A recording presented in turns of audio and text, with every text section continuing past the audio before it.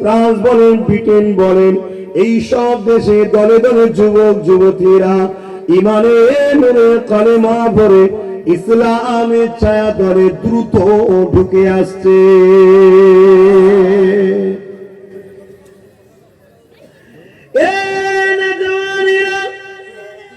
আমার আব্বা জানেরা, আমার আম্মা জানেরা, আজ বিশ্ব যখন রিসার্চ করে দেখতে লেগেছে, এত বড় বড় আঘাত এদের উপরে দেওয়া হয়েছে, এত বড় বড় হত্যা লীলা এদের উপরে চালানো হয়েছে, এদেরকে বারবার এত ক্ষতি করা হয়েছে, পুরো বাগদাদকে পুড়িয়ে দিয়ে উজাড় করে দেওয়া হয়েছে, পুরো ইরাকের জমিনেতে এমন করে চিঙ্গিস খান মেরে মেরে শেষ করে দিয়েছে।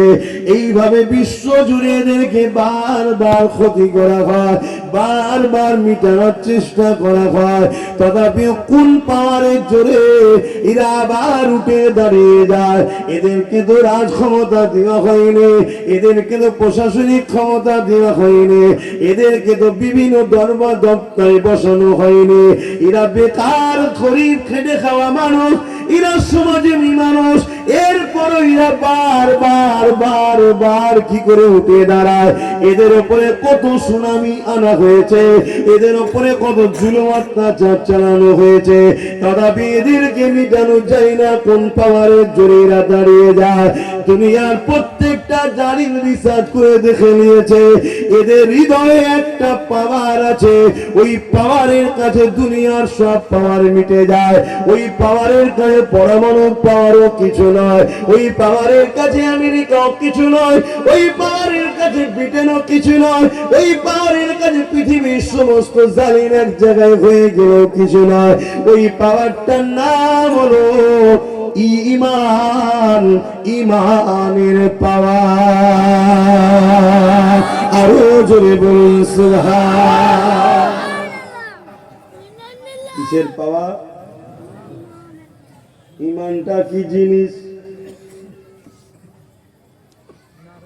বারুদ দিয়ে তৈরি করা নাকি?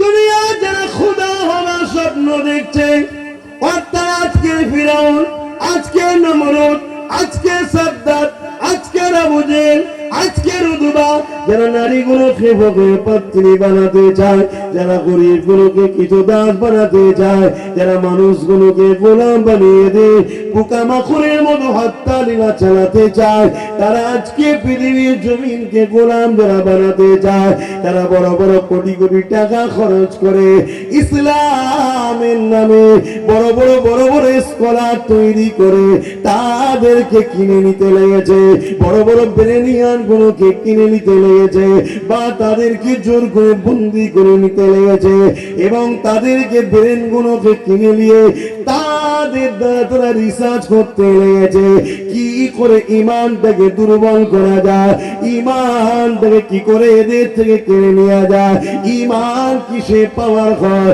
ইমানটা কি জিনিস, তারা রিসার্চ করতে লেগেছে। ওই সকল স্কলাররা যারা অর্থের লোভে বিক্রি হয়েছে, ওই সকল মুফতি মাওলানা আলেমরা যারা অর্থের লোভে বিক্রি হয়ে গেছে, তারা পরামর্শ দিতে লেগেছে ইমান দুটো জিনিসের উপরে দাঁড়িয়ে আছে, একটা হলো নবীর প্রেম, আর একটা হলো নবীর আদর। এদের দিল থেকে নবীর প্রেম আর আদরকে কেড়ে নাও, তাহলে এরা দুর্বল হয়ে যাবে। এই যুবকেরা, তরুণেরা, বাপেরা, এই দুনিয়া জমিনে আমাদের যুবকদের ঘরে গান দিয়ে, যাত্রা দিয়ে, ফাংশন দিয়ে গুনাহগার বানিয়েও মিটাতে পারছে না। কেন? গুনাহ আলাদা জিনিস, ঈমান আলাদা জিনিস। এই ঈমানকে লুটার জন্য তারা নতুন করে পরিকল্পনা তৈরি করেছে। হুবহু আলেমের নাই, হুবহু মাওলানার নাই, হুবহু মুফতির নাই, হুবহু পীর সাহেবের নাই, বিভিন্ন জায়গাতে তারা ছেড়ে দিয়েছে।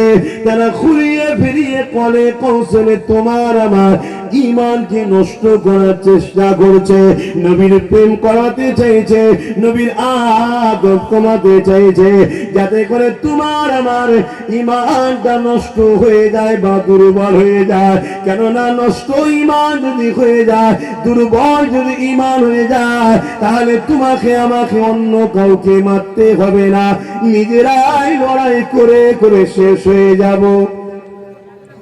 শুনছেন তো নাকি? আমার ওয়াজ সবাই বুঝছেন তো নাকি?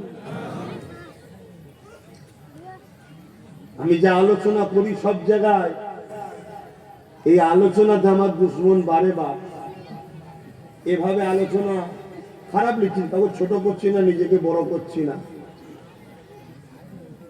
সাহস থাকলেও অনেকে করে না বা করতে পারে না।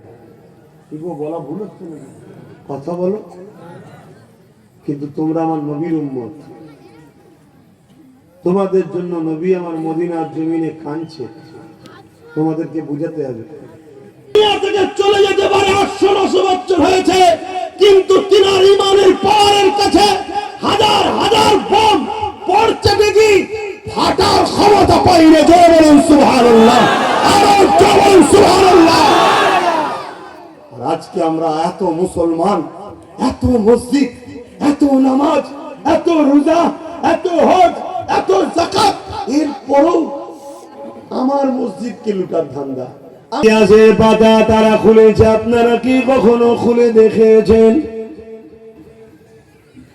এ নওজওয়ান তরুণেরা, বাপেরা, মক্কা জমিনে যখন আমার নবী পাকের উপরে জুলুম বেড়েছিল, আমার আল্লাহ ইজাজত দিয়েছিলেন, হাবি আপনি ইয়াসরিব মদিনাতে চলে যান। অনেক লম্বা কথা, মদিনা জমিনে আমার নবী চলে গেলেন। মদিনার জমিনে গিয়ে নবী আমার দ্বীনের কথা মানুষকে শোনায়। এই খবরটা বুঝে উতবা সাইবার কাছে চলে গেল। তারা এমন করে মক্কা থেকে 1000-এর উপরে লোক নিয়ে, যোদ্ধা নিয়ে, সুসজ্জিত শস্ত্র তৈরি যোদ্ধা নিয়ে, ঘোড়া ও তীর বল্লম নিয়ে, অস্ত্র নিয়ে মদিনার উপরে হামলা করার জন্য আগে আসতে লাগলো। আমার নবী পাক সাল্লাল্লাহু আলাইহি ওয়াসাল্লাম খবর পেয়ে গেলেন। আল্লাহ নবী তাই সাহাবাদেরকে বললেন, এ বাবা সাহাবারা, চলো তো বাবা, চলো চলো বাবা, মদিনার উপরে জালিমরা আক্রমণ করতে আসে, তাদেরকে মদিনায় ঢুকতে দেওয়া যাবে না। কেননা মদিনায় যদি ঢুকে পড়ে, তাদের তো ঈমান নাই, তাদের মধ্যে দয়া মায়া নাই, তারা বাচ্চাদের উপরে জুলুম করবে, নারীদের উপরে জুলুম করবে, মদিনার উপরে অনেক আঘাত দেবে। বাবা চলো, তাদেরকে ওখানে ডিফেন্স করব, মোকাবেলার জন্য নয়, তাদেরকে মদিনায় ঢুকার আগে আমরা রুকে দেব। ইসলামের জুলুম করা। আল্লাহ নবীর কথা শোনার পর মাত্র 313 জন নবী পাকের পাশে দাঁড়িয়ে গেল। 313 জনের হাতে কোনো অস্ত্র নাই, 313 জনের হাতে খাজুরের ডাল রয়েছে, 313 জনের কোনো ঘোড়া উট নাই, তারা খালি পায়ে হাঁটতে লেগেছে। আহারে বড় গরিব ছিল, কিন্তু এইদিকে যাদেরকে ডিফেন্স করতে যাচ্ছে, যাদেরকে মদিনার উপরে হামলা করা থেকে রুখতে যাচ্ছে, তাদের সংখ্যা ছিল 1000-এর উপরে, তাদের হাতে অস্ত্র ছিল, তীর ছিল, বল্লম ছিল, তারা সুসজ্জিত লোহার ড্রেস পরে যুদ্ধে আসতে লেগেছে, উটের পিঠে, ঘোড়ার পিঠে চেপে। এই যুবকেরা হঠাৎ করে এমন করে সাহাবারা যেতে লাগলো। আমার নবী পাকের সাথে বদর নামক স্থানে এসে তাদের সঙ্গে দেখা হয়ে গেল। আল্লাহ নবী তাদেরকে রুখতে বললেন, তাদেরকে বললেন মদিনার উপরে যাওয়া যাবে না, হামলা করা যাবে না। এই যুবকেরা, তরুণেরা, বেরা, তারা শুনল না। আমার নবী সাহাবাদের উপরে তীর ছুটতে লাগলো, তরবারের আঘাত দেওয়ার জন্য আগে আসতে লাগলো। অনেক বড় কথা, মূল জায়গাটা বলতে লেগেছে। নবী আবার দোয়া করতে লেগেছেন, আল্লাহ সবে 313 জন রয়েছে, এই বিশাল কাফেলার মোকাবেলা, এই 313 জন, তার মানে এক একজনের উপরে 3 জন 4 জন করে পড়বে। আল্লাহ আপনার সাহায্য ছাড়া হবে না। এই যুবকেরা, তরুণেরা, বেড়া, লড়াই বিশাল লেগে গেল। এই যুবকেরা, তরুণেরা যান বাঁচানো ফরজ। এই লড়াই হতে হতে হতে হতে দেখা যায় 313 জনের হাতে এমন করে 1000-এর উপরে সুসজ্জিত যোদ্ধা যারা ছিল, তারা পরাজিত শুধু হয়নি, পালাবার রাস্তাও খুঁজে পাইনি। আরো জোরে বলুন সুবহান। অস্ত্রটা তাদের এই ঈমান ভালোবাসার জোরে তাদেরকে কামিয়াবি বিজয় আল্লাহ দিয়েছে।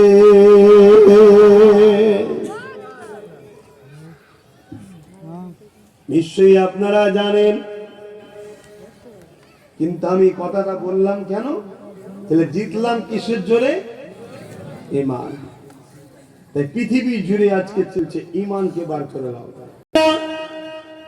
তাই একটাই মেসেজ দিয়ে যাচ্ছি, আল্লাহ নবীকে মহব্বত করেন, আল্লাহ নবীকে পিয়ার করেন, নবী পাকের সঙ্গে আদব ও ভালোবাসার সম্পর্ক জোরেন। দেখবেন কোথা থেকে আল্লাহ আপনাকে সাহায্য করবে আপনি নিজেও ভাবতে পারবেন না। হাজারো তো চেষ্টা করলে কখনো এর ঝুলিতে গিয়ে বাঁচতে পারলেন না, কখনো ওর ঝুলিতে গিয়ে বাঁচতে পারছেন না, কখনো ওর ঝুলিতে গিয়ে বাঁচতে পারছেন না। এক কথাই মনে রাখবেন, যারই ঝুলিতে যান না কেন সেই আপনাকে লুটার জন্য ঘুরে বেড়ায়। আপনি দুনিয়ার সবাইকে ছেড়ে দিয়ে আমার নূর নবীর কদমে আসো, আমার নবীকে পেয়ার করো, আমার নবীকে মহব্বত করো। আমার নবীর পিয়ার মহব্বত আদব বাড়ায়, আপনার ঈমানের পাওয়ারটা বেড়ে যাবে। আপনি জবান খুলতে দেরি হবে, আল্লাহ আপনার দোয়া কবুল করতে দেরি করবে না। নিশ্চয়ই আপনারা জানেন, মসজিদে আকসা নিয়ে পৃথিবী জুড়ে নতুন করে বলার কিছু নাই, তারপরও স্মরণ করিয়ে দিই, এই মসজিদে আকসা নিয়ে পৃথিবী জুড়ে আবার হই হই হতে লেগেছে। এই মসজিদে আকসা নিয়ে এর আগেও অনেকবার হই হই হয়েছে।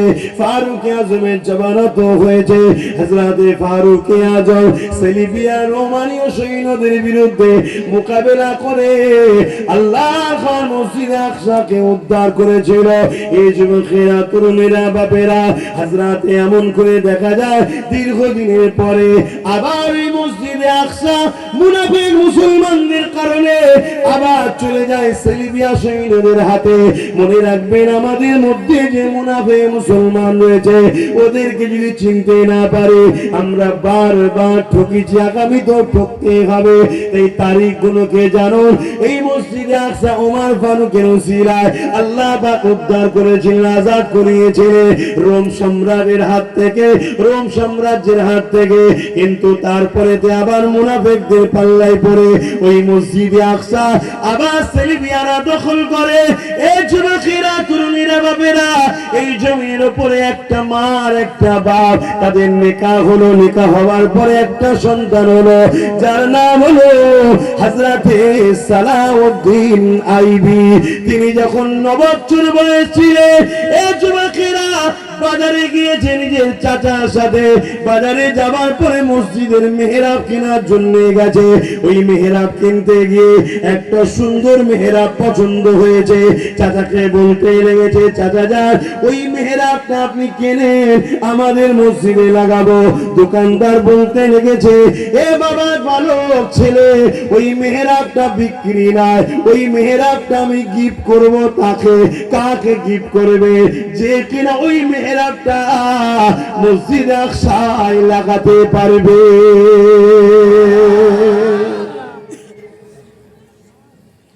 অসুবিধা হচ্ছে, বয়স তখন। আমার আল্লাহর উপরে তাকদীরকে কখনো চেঞ্জ করতে পারা যায় না। খোদা তাকদীরে যেটা রেখেছে সেটা ঘটবে। কিন্তু যতদিনের জিন্দেগি খোদা দিয়েছে, চেষ্টা করছি খোদা তোমার গোলামি করার, তোমার দাসত্ব করার, তোমার হাবিবের গোলামি করার, হক কথা বলার, সমাজকে বুঝাবার চেষ্টা করছি। যুব সমাজ, তোমার এই বেঈমান, সুদখোর, মুনাফিক, ছদ্মবেশী সেকুলার মার্কা, বাইরে মুসলমান ভেতরে কাফের, এই সবল নেতাদের পিছনে ঘোরা তোমার দিন নয়। এখন তোমার উচিত নিজের পায়ে দাঁড়াও, নিজের পরে নতুন প্রজন্ম মুসলিম যারা বাচ্চা তোমাদের, তাদেরকে মসজিদ, মাদ্রাসা, দিন তাদের হাতে তুলে দাও, যেভাবে তোমার বাপেরা তোমাদের হাতে দিয়েছে। কিন্তু আমাদের ছেলে তো সব ধান্দাই নেই, শয়তান নেতার গদি বাঁচাবার জন্য ব্যস্ত, খোঁচায় আমাদেরকে শেষ করেছে। কথা কি ভুল হচ্ছে? যখন বলবে প্রশাসন বন্ধুকে যে ভাই একটু দেখো না, দেখছি দেখছি দেখছি, ততক্ষণ দেখবে না যতক্ষণ না যেটা কাউকে দোষ দেবো না, সব দোষ তোমার আমার। তুমি আমি তো এদের